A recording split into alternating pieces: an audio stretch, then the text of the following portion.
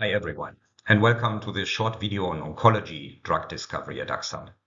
My name is Jörg Hüser and I'm the Chief Scientific Officer of the company. Axxam is an Italy-based contract research organization supporting our clients in translating their innovative target biology into small molecule hits as starting points for drug development. I've been asked recently by my colleagues what I would consider the most significant advancements in Axxam's assay and screening technologies relevant to the drug discovery in the oncology space. Well, here's my answer. It is obviously a very subjective selection and by no means comprehensive. It is also not strictly limited to oncology only, but many aspects will have relevance to the broader drug discovery audience. Let me start with the essentials. Axxam provides expertise and access to all relevant aspects of small molecule drug discovery. First, we have a long track record and decades of hands-on experience in the development of target-based bioassays. These assays cover a large spectrum of target classes and utilize both cell-based and cell-free biochemical formats. Individual assays that we have developed for clients in the past relate to many of the biologies underlying the well-known cancer hallmarks. Second, we provide access to a comprehensive high-quality small molecule compound collection. Axxam's own collection is called Ax Diversity. It contains round about 350,000 compounds carefully selected by our in-house chemists. In addition, we can provide access to another compound collection called Simi Gold with roughly 75,000 compounds, which have been generated by our partner Simiris, one of Europe's leading chemistry providers. Third, bioassays and large-scale chemical collections are brought together in high-throughput screening.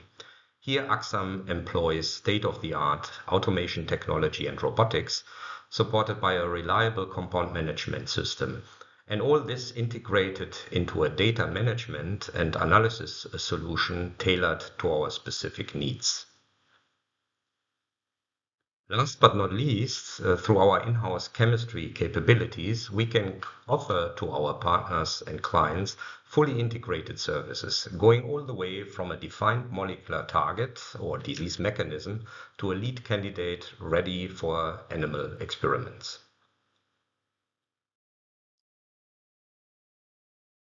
So what are the assays or trends in assay technologies which I feel had the greatest impact on oncology research on our side? And let me start looking at this question first at the level of the individual molecular target assay. Here, biomolecular interaction assays have been key to address protein-protein interactions or protein DNA or RNA interactions, which still are of central interest in the field of oncology research. We have developed many of them in the past using different FRET formats in the context of biochemical assays, while genetically encoded bioluminescent-based FRET couples have been employed to study this type of interaction in the intact cell.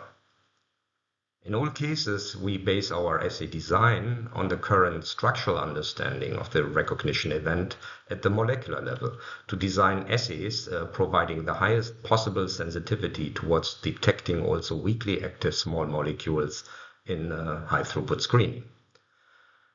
In many cases, however, we start projects also with the identification of target binders in a non-biased way.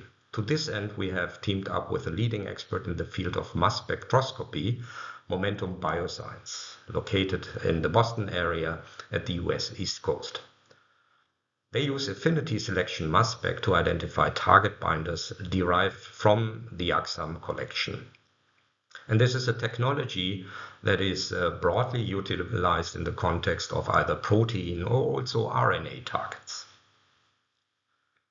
Staying with the molecular target assay, we have enforced our capabilities to probe the specificity of a given compound target interaction by biophysical methods.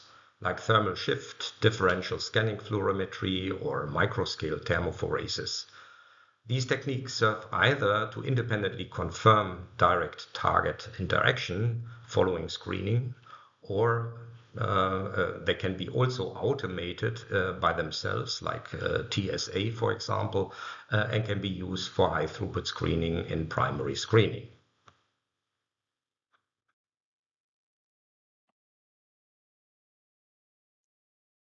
Let me zoom out from the molecular to the pathway level, again going from the left to the right on this slide. First, we have seen a significant evolution of our cellular platform techniques to monitor pharmacological effects at the level of transcription and RNA splicing. For example, the integration of PCR plate readers in our robotic stations have enabled us to quantify RNA in high throughput, allowing to test libraries of the size of our Axxam diversity collection. The measurements can employ physiologically relevant cell types without prior molecular biology engineering. Proper choice of primers, in addition, facilitates also the resolution of splicing events in this setting. The reporter assay has also seen continuous developments in this context, starting with the classical promoter assays frequently employed to monitor the activity of predefined signaling pathways with very high sensitivity. The mini-gene assay has incorporated the intron-exon architecture of native genes and allows the quantitative resolution of splicing events. And genome editing, finally, has allowed to integrate our reporters in the genome location of interest to capture epigenetic and transcriptional mechanisms in the native cellular environment. And finally, a slightly different, but still also very hot topic in the last years has been targeted protein degradation. This approach provides a potential means to also address targets considered undruggable in the past. Prime candidates for this type of approach have been transcription factors or other intrinsically disordered proteins, or proteins without any known enzymatic function, or simply targets where other methods for hit discovery have failed. We have generated a number of different high-throughput compatible assays, having in common that the abundance of the protein of interest is followed by a small peptide tag, activating a sensitive luciferase upon complementation.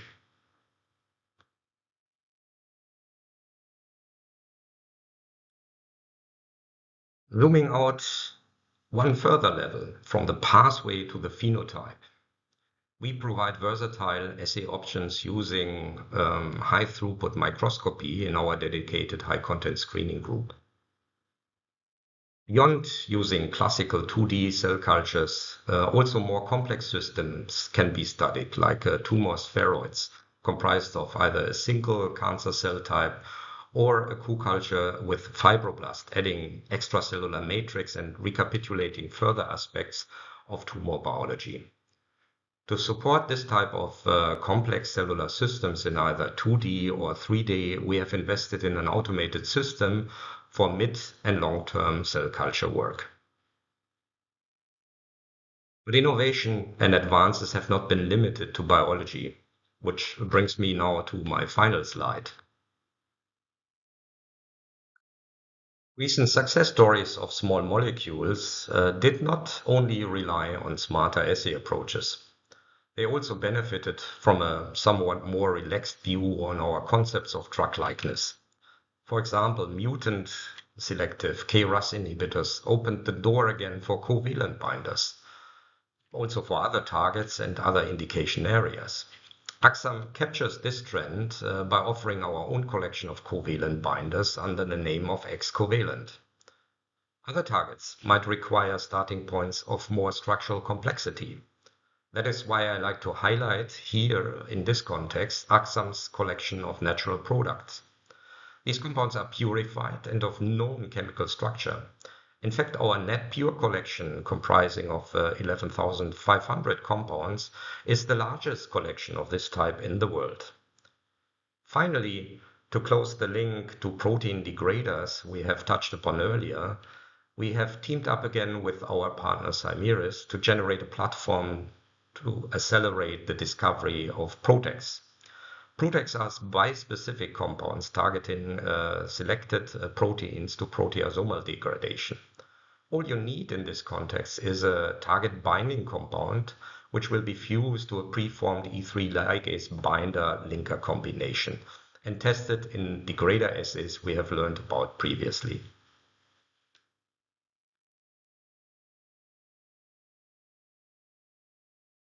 This concludes our little video on Axxam's discovery solutions for oncology. Obviously, there are many more, and this condensed presentation cannot answer all questions. I would therefore encourage everyone to explore our webpage further, or even better, to get in contact with us directly. We will be happy to answer your questions.